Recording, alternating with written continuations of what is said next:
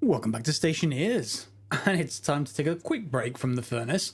I had someone requesting that I do something else other than furnaces for an episode, so why don't we look at cooling again, or rather improved cooling for our atmospheric areas, wherever we put them. Just a brief note, by the way, I'm going to probably build a huge base out there somewhere. I thought this was going to be the base. It turns out this just is nowhere near enough space for me. I'm going to want lots of different systems, and this, I can keep on expanding, but then I have to keep on moving this stuff. So I will be building a base out there, but I'll be using this space to demonstrate stuff for you, and we'll use this as a test bed. This enables me to survive, obviously, with our hydroponics bay, with our furnaces. We can get everything we need, and we've got basic manufacturing. But today is not about a new base. Today is about getting some improved cooling. So what I thought I'd do is, first of all, put a cable analyzer in. This just shows us the amount of power we're using. 295 watts. Pretty good. We obviously have a couple of batteries over there. And you can see one's blue, one's green. Means we've got over 1 battery storage by noon, which is good. And I always want to use this to monitor how much power we're going to be using. It strikes me, and I've put in a pipe already, a pipe goes in here through there, that if radiators can radiate heat from the pipes into the area, the surrounding volume, it can do just the opposite. It can absorb heat from the area and put it into the pipe. That means if we can get the pipe cold enough, what it should do, heat should flow out of the atmosphere and there into the pipe. And then if we can build a loop, which is exactly what I've got here, and of course we've got plenty of space for more radiators if we need them, then we can create a cooling system that doesn't need wall coolers. I kind of object to those.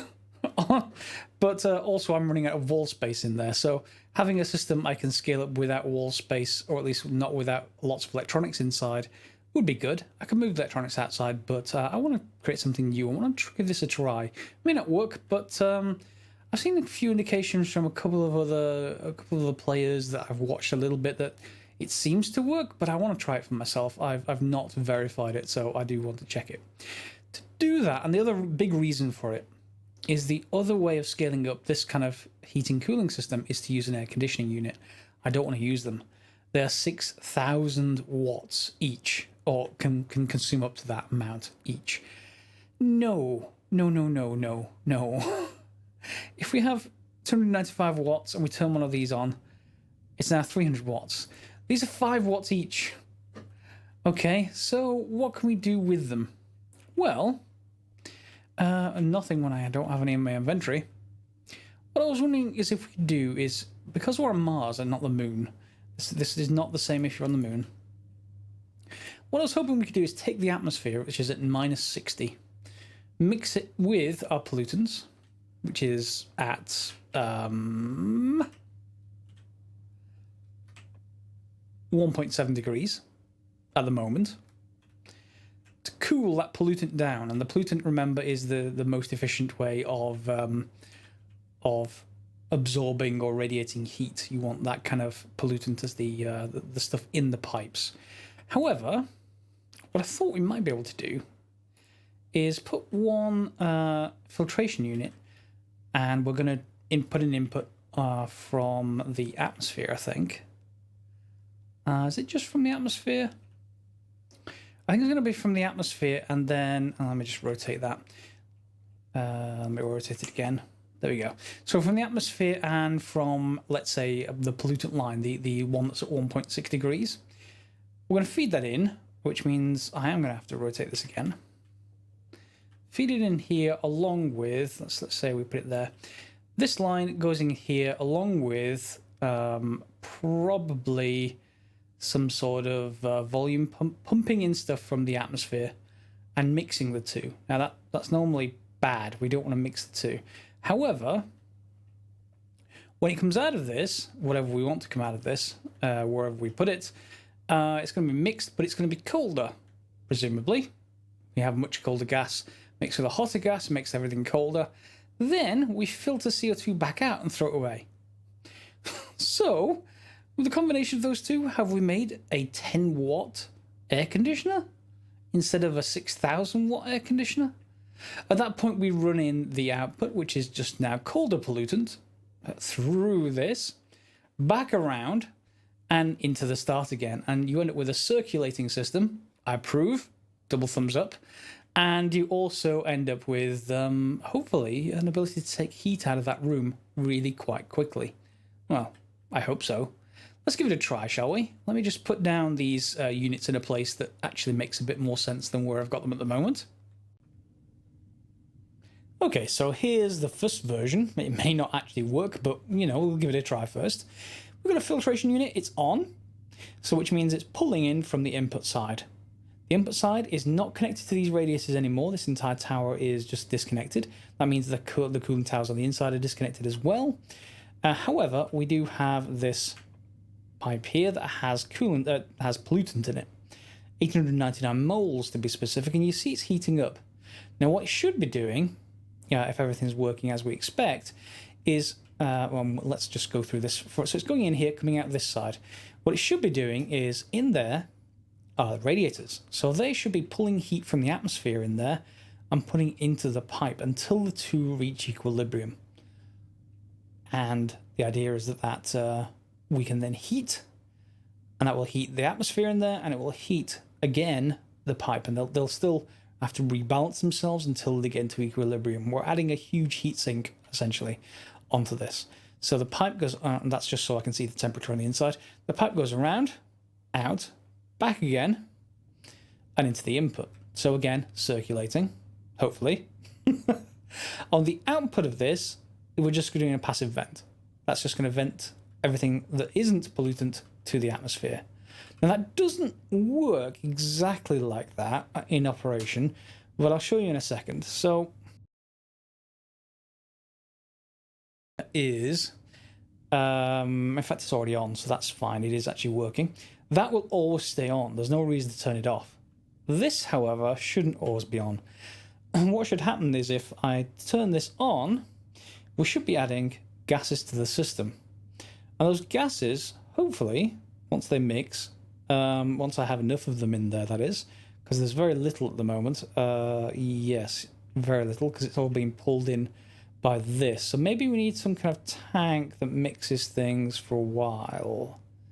Will you start cooling, or is just the temperature in there just too powerful for you to actually cool? It's still heating up. All right, that's not a good sign. Or at least it's not a good sign that I have enough gases coming in, because the atmosphere is not very not very dense. Okay, so what I'm going to do now is I'm going to wait for equilibrium, because we have to wait for that to happen before we figure out if this system will work. So I'm going to cycle to the interior and let's see what the temperature's doing on the inside. Let's turn you off. And I need to make sure that I turn this off temporarily, because otherwise that will just keep heating this room every time it falls below 20. What I actually want to do is reach equilibrium first, and not to fight it. So let's just get this out. It's 19.8 in here. You see it is cooling, but so the radiators are working as we expect. 14 degrees in the pipe, 19.8 here. I'm going to cut until hopefully the two should get closer together. Okay, and my battery just ran out. This pipe is actually at 18.9 degrees, and we're currently in 20.1, and the temperature is still rising in here a little bit, which means it's probably a quantity issue with the amount of gas that is running through here that's cold. It's just not having enough of an effect, and we want to have quite a large effect quite quickly. So let's just close this. Let's depressurize. And then what I'm probably going to have to do is, first of all, we'll treat this battery. And second of all, I think we're going to want a tank again of CO2. I don't necessarily want to mix it with our main atmospherics tank of CO2, because that is certainly a full tank of really quite cold CO2. So we could use that temporarily. And is it available all the way out here? It is. So I could use that as a temporary option and we could put it on the input there. Yeah, I'm not going to do this permanently because if this does work, I'm just going to set up another tank out here with a volume pump that's permanently on and just feeding into it. So let's just turn you off for a second. That should get rid of all of the various non-pollutant stuff in here quite quickly. In fact, there it goes. And there goes the rest. So it's at 19.5, which means the temperature in there is probably a degree or two higher than that. So let me just run some... I'm going to need to make some more pipe, aren't I? Let me do that off camera. I'm going to just remove these temporarily. And let's take both of you out. We'll add them back in later if we need to. And let's get just these out of here for the moment. And then we just need to go over there. I don't think 13 is going to be enough, so I'm going to make more pipe. Now, I'll grant you this isn't at minus 60, but it is at minus 37.5. We just pulled it over from over there, brought it over here, and on this side we're now at 20.7, which again probably means the inside of there is 22, which we don't want. Can we cool it off with this? Let's take a look. Boom, look at that temperature drop. And turn it off again. Now we're at a temperature which should be rapidly, hopefully, gathering the heat from inside of here. So let's go and quickly take a look at that before it manages to equalize again.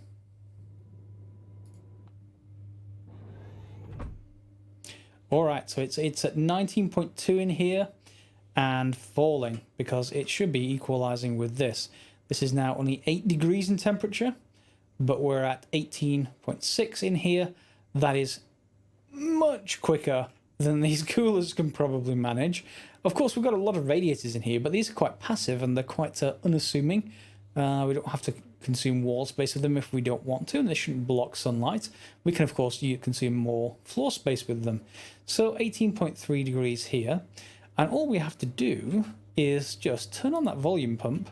And in fact, it may even be too quick. The reason what we I've just emptied out some of the atmosphere. I shouldn't have done that. It's okay. The reason why it may be too quick is what we're going to have to do is we're going to have to monitor the temperature in there, and then we're going to have to turn this on. But it has a delayed effect. If I turn this on and wait for the temperature to drop in there, by the time it does that, this whole pipe is going to be minus 37 degrees or minus 60 if we have a separate tank that we are keeping, the same temperature as the atmosphere. And you see that there it goes. So it's all gone now, and the temperature is building up slowly in the pipe. But we're going to have to probably do some kind of double checking. We're going to have to check maybe the temperature inside there and the temperature of the pipe as well, and have it so that, I don't know, it cycles and tries a little, turns it on for a little while, watches the temperature, turns it on for a little while, watches the temperature, maybe something like that. Let me have a think. Okay, so I think we can do this with an AND gate. I'm going to need a pipe analyzer again. Let me just build one of those. And we're going to need more cable coil, which means I need the copper out of here. So that'll give me that back. And my inventory's full, of course. It normally is. Put the electrum back somewhere so it doesn't roll off. And pipe analyzer I need to keep with me. You can just go away. Passive vents, we're not going to need them just yet. And copper we are going to need a bit of, I think, and gold as well. Let's grab that. Cable coil, I've got some of that. We're going to want some processors and stuff, aren't we? Unless I've already got some. Let's just change to logic memory, maybe? Yeah. And build me at least one of those. Do we have any more in any of our storage systems anywhere? Let's logic switch. Don't necessarily need to switch this off once it's going. It should be perfectly fine on its own. There we go. So we got some, we've got a couple of logic IOs, and we got some processors. That should do the job. And I'm going to need another one of those then. Oops, not a processor. I will need another logic memory, I think. Yeah, let's just start you off. Are you finished yet? Nearly done. So we're going to be building an AND gate, I think. What we're going to be able to do is check the temperature in here. We have access to a sensor, and I've removed those wall coolers now. Check the temperature in here, and also check the temperature in the pipe. If they're both above different values that we set, for example, if we set the inside to be not for plants, but as an argument, in fact, for plants, let's say 35 degrees.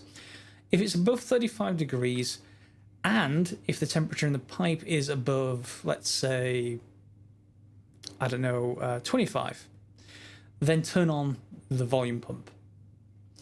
What that'll then do is it'll pump in cold gas, which will immediately drop. You can see just how fast that temperature dropped. Immediately drop the temperature in the pipe, which will fail the AND check, for both of them being correct, and then it will turn straight back off again. Then on the inside, the temperature is going to drop into the pipe, of course, and then at some point in the future, it's going to trigger again. Once they're within a degree or two of each other, i.e., the temperature in this pipe is a degree below the inside, then it will obviously have triggered at that point. Depends on what values we set. So I think that should work quite well, because if we control those values very carefully, we should be able to set something where that delayed effect is minimized. We know it's going to drop the temperature by, I don't know, maybe 2 or 3 degrees anyway, and then we just change the values a little bit so that it only triggers to bring it back within range. And I think the ideal for plants is around 35 degrees, but for testing, just sort of have to wait for it to heat up a lot. I'm probably going to check around 20, and then, I can always heat it up further later without much of a problem. Electronics for this should be relatively simple, and I'm not quite so sure yet whether we're going to use a separate line or whether we're going to use the one in there. We've got quite a lot of CO2, and maybe this won't trigger very often, but I kind of want something separate. So what we can do, because these are only 5 watts, we can use the other one, and this also happens to be a pump. Okay, so we can essentially use this as a second filtration system. And all it's going to do is just pull just CO2 from the atmosphere and dump everything else. And then we'll end up with a tank that just has CO2 and nothing else. For example, there. And we have a CO2 tank here, and we just feed it straight back into this line here. And oh, my battery's gone. I need to make those nuclear batteries so that my backpack light doesn't go off. It's so much better than the head torch, but at the same time, it can be a little bit annoying. Let's just grab you and replace you. There you go. We've got some visibility again. Yes, so I may well build that separate tank system. And then that can act as a really cold tank. We can put more radiators on that just to make sure that it's as cold as possible, which should mean this is on as little as possible to bring the temperature in there within range without any horrible wall coolers and without any 6,000 watt air conditioners. Which I had in my first series, so this is much improved. I very much like it. Who was the player I saw it on? I want to give credit to this one. And there could be some. Apologize if you've given me credit. If you've commented on this previously in my various episodes, telling me to do this. I'm sorry if I've forgotten you. However, let me just see on. Let's just check here. I think I wrote this down somewhere. And wait for the web to catch up a little bit. Yeah, Masoneer, guy on Twitch, so go and check his base out. And I think he's doing similar kind of stuff on Mars. So using the atmosphere as a huge heat sink is a great idea as far as I'm concerned. Going to use this much more. We should be able to force it both ways if we wanted to. We could create a heat source, and yes, I do keep getting comments about that one. We can create a pure gas furnace that does not use ignition and does not use gases that will ignite inside. We can use it in an entirely different way. We will definitely get to that because I want to try it. I think longer term, however, for a sorting system, and I've just given it a break for this episode, for a sorting system, I think I want to use arc furnaces for the non-alloys and have a much more complicated furnace with little dials that you say, hey, I want to make Invar, and then just dump your stuff in and away it goes. That would be perfect. I don't think there's any way to improve that. I don't think we need to feed in automatic stuff into an alloy furnace. We need alloys quite rarely by comparison to the main ones and the main, pure elements. And arc furnaces take care of those well, as long as we capture all the gases from them. And that's why we have to build an enclosure for that. Much bigger than that, but you get the idea. So let me go and put that electronics down so you don't have to watch me cable everything up. And then we'll get it working, hopefully. And then we should be finished with this build, I think. So let's get that going. Okay, I think this is as simple as we can get the electronics. If anyone wants to propose something simpler, do let me know. I don't think we can, but at least for this. So I've got a power controller that makes sure all of this is all on a subnetwork, so we don't have to worry about selecting anything outside of it. We've got a gas sensor that's just again on this subnetwork on the inside. No harm in doing that. Yes, we could link it to that, but I didn't want to. It's cheap enough anyway. And then we've got a couple of values. So I've got a value of 293 and 290. So this is going to be the pipe. This is going to be the interior temperature. That's what we're going to compare to, okay? So when the interior temperature is above 293 and when the pipe is above 290, switch on the volume pump. The pipe one's going to drop off almost immediately, which is switch off the volume pump. So that's why we want to keep this value close to this one, just so that it doesn't go out of control and really freeze the room too much. We can always adjust this very easily later. For example, we can just replace this with a dial instead of a memory, and then we can just, you know, rotate the dial and have that done, or instead of having to have a screwdriver on us all the time. So to start with, then what we've got to do is just create two compare units. So again, we don't care too much about the names of these other than compare 1 and compare 2. So let's just say this is room comparison. Okay, nothing special. And then the pipe comparison. Okay, and both of those are renamed. We need to name the so room ideal temp and pipe trigger temp. Okay, and then we just need to set this up. So we're going to input. We're going to compare whether the room temperature. So we need the gas. Oh, we're going to need to read. Oh, we need a reader as well, don't we? Yeah, because we're going to need to read that gas sensor. I need one more. Do I have another I/O?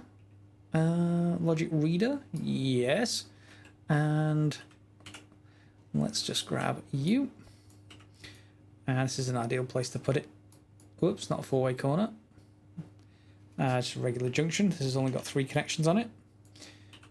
Snip that out and do the same thing here. Then another junction and a couple of corners, and we've got enough cable. All right, there we go. Let's try that again. Where's my screwdriver gone?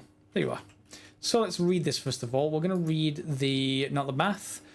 Nope. We want the gas sensor. Gas sensor. We want to read the temperature and turn it on. So the logic reader is reading 296 at the moment. So it is, what, 23 degrees in there? Yeah, 23 degrees. Okay. Then we're going to need to read that in. So is the, it's going to be the logic reader. Is that greater than the room temperature ideal? So room ideal temperature. And turn this on. Yes, it is. Okay, then we want to read this pipe analyzer, and let's just see what the power drain for that is. 305. Does it not show because it's going through here? Or is that pipe analyzer, is that just free? It'd be odd if it was free, but it's so low that this cable analyzer, which everything is running back through, can't tell, unless it can't actually see through this, which would be quite odd, but maybe that's how it works. In either case, the pipe analyzer. And are we going to need a reader for this as well? I think we are. I've run out of readers. I'm going to need to go and print one. Let's go and print one, shall we? That won't take very long. So here we are. And I need to build an excess of these, don't I? Logic further down. Logic I/O. Yep. And let's just switch that. We're only going to need one of them. And we're probably going to need more cable coil, aren't we? So let's just print a few of those while we're at it. Grab that.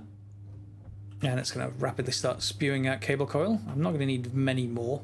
Well, given I have more copper, let's hope that 7 will do the job. I think I have more copper ore, I just haven't melted it down yet. Alright, this has become a long chain of electronics, but hopefully it will do the job. Reader, yes, there we go. Grab you, exchange for this. So 8. In fact, let's just destroy you as well. Junction. Another junction. Another junction. And do we have enough? We do. Okay, good. It makes a change. And swap for you. Fine. This one is going to read the pipe analyzer. Not the pipe comparison, we want the pipe analyzer, and we want the temperature review. Okay, and then I am going to actually need to rename you, aren't I? Because this is the pipe actual temperature. And this one is going to be the room actual temperature, temp. There we go. And we can turn you on. So the pipe is at 296, the room is at slightly higher 296. They have actually reached full equilibrium, have they? No. Am I reading the right thing? Pipe analyzer, temperature. 297. That's not the same temperature. Same pressure. So 273 plus, so 293, 296. Yeah, it's just rounding up slightly. That's fine. That's working. So 296 is the pipe temperature. And then the room temperature has hit equilibrium. From the looks of this, the gas sensor temperature, 296, 296. Okay, fine. Next stage, we just need to get the two comparisons working. This one's working. We just need to do with this one. So now we need a screwdriver. And just say we want to check if the pipe temperature, and I'm checking the room on that one, yep. Pipe temperature, pipe actual temp is greater than pipe trigger temp. On. You're also on. Good. They're both 1. Here comes the AND gate. The AND gate's quite simple. Multiply both of these. So pipe comparison and room comparison. So pipe comparison times room comparison on is 1. Now, if either of these go to 0, it's 1 times 0 is 0. If both are 0, 0 times 0 is 0. So the only time you can get an AND gate, or these two, is if they're both 1. So this will be 1. And then what we want to do is then write to the volume pump. Is it connected to this network? It is. Good. Write to the volume pump the value of this logic math. So let's just turn you on. Switch volume pump on.